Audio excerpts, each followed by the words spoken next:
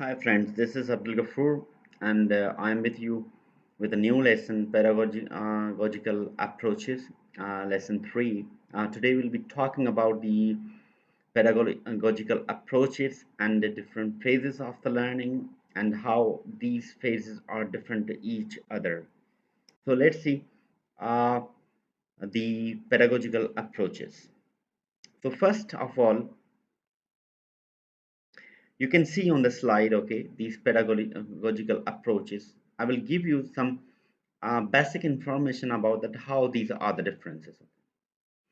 So pedagogical approaches, actually, they are different in a narrower concept, and it comprises in at least, and it compasses in three component. One is the age difference, another the content delivery, and the third one is the teacher's choice.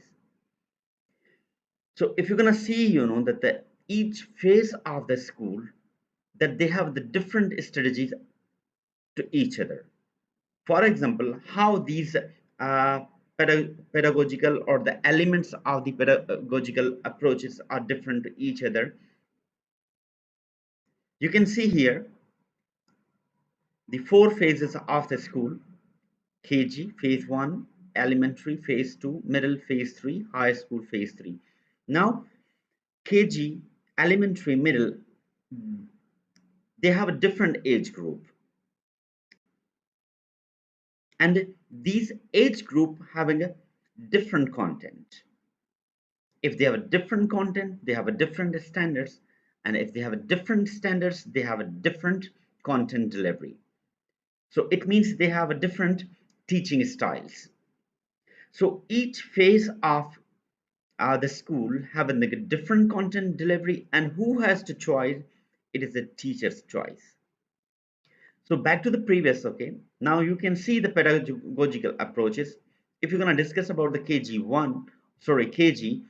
the age difference is completely different to the high school.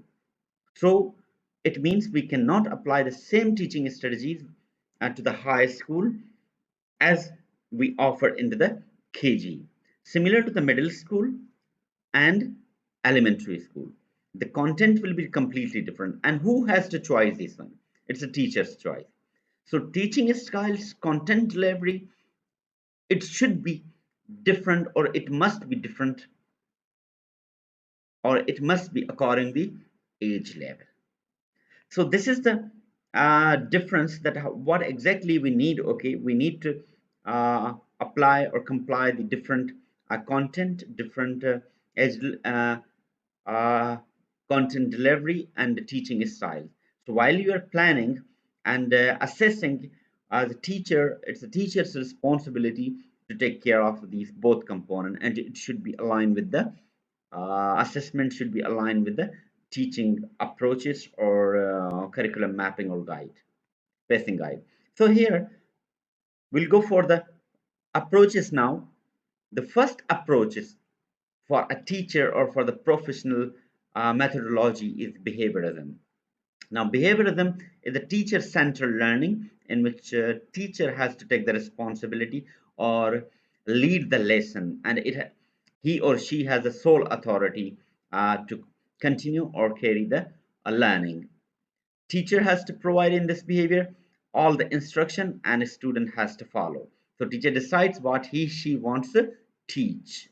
Similarly, it's a traditional teaching style, like a lecturing activities, lead the lessons, okay, and these are the direct instructions which will given by the teacher, who has given, you can see, okay, when these theories has been given. So behaviorism is a teacher-centered learning, and the teacher has the sole authority to lead the lesson.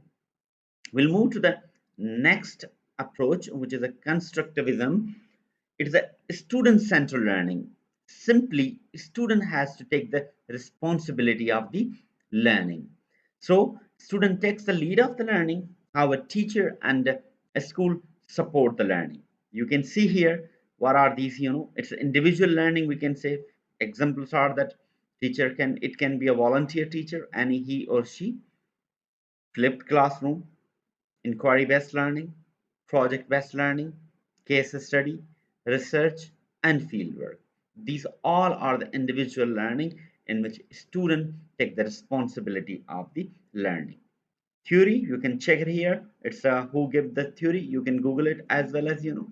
Now, this is the most important and little bit complicated, which is the social constructivism. Now, it has two or blended approaches: teacher-centered learning as well as student-centered learning. So it was that the discussion after the constructivism and give attention that constructivism or social constructivism, it has a combination or blended of the uh, both teacher-centered learning and student-centered learning. Let's see. Consists of the priorities. Teacher use group, small work, limit the choice of topic. Teacher provides the instruction to complete the task, ask question, pair work, modeling, and time allocation. Now you can see if it is a small group or it's a group work, so definitely there will be a collaboration. So that gives the instruction of the social constructivism. It's not an individual learning, okay? But it is a limit of the choice. That's why it's considered as a teacher-centered learning. Teacher has to choice. Teacher has asked question. Teacher has to assign peer work. Teacher has to allocate the time. So means there is a role of a parallel role of the teacher towards the students. Now, student-centered learning, you can see what the student has to do, why they call the students.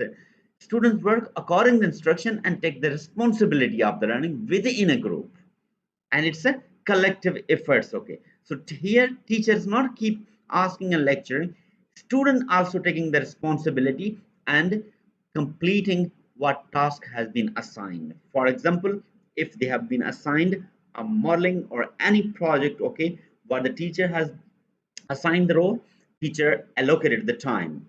So this approach 3, social constructivism, it has a blended approaches: teacher-centered learning and student-centered learning. We'll go for the last approach, approach 4, which is a liberationism. Actually, liberationism, which is concept very complete. It has the historical background. It was done by the a Brazilian scholar, or you can say that the educator. He gave a concept that it is a freedom. It's a democratic thought. Now, this democratic thought, I'll tell you, we cannot apply into the classroom. Okay, he said, for any individual, either he or she is in the school or either he or she is in an out of the school, they can learn if you're going to remove two factors. One is a poverty, another one is hunger. What exactly in this process or way or approach of the teaching he enforced? He enforced that every individual should have a freedom or must have a freedom to learn in his or her own way. If there's a way of learning, the teacher can assign students to dance, speech, and other methods of that one. But if you think little bit narrower, if you're going to apply this method of the freedom in a classroom, what do you think? I think it will be mess.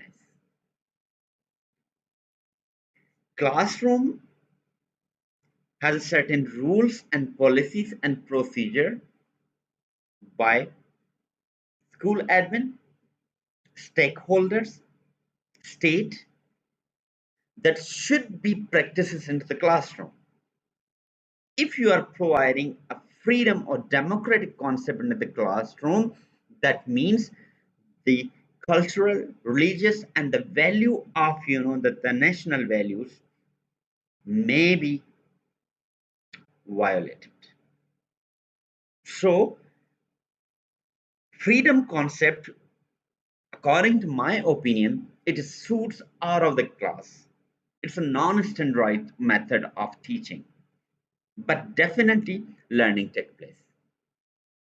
So liberationism is a kind of a democratic way where teacher has to open up the learners, okay, anywhere in the marketplace, anywhere in the open air, anywhere into the, okay, and the way a learner wants to learn, teacher has to provide an opportunity to perform it. So this was, the fourth liberationism, fourth approach of the uh, pedagogy approach. So, friends, number one, again, behaviorism. Number two, constructivism. Number three, social constructivism. Number four, liberationism. If you have any question regarding, this pedagogical approach, or you have any information about that, if you found anything need to be added or should be uh, um, added, or it can be, that corrected, please let me know. I'll be very thankful for that. If you didn't subscribe my channel, uh, subscribe my channel for these more videos. We'll be meeting in the next lesson. Till that, thank you so much. Bye. Have a good day.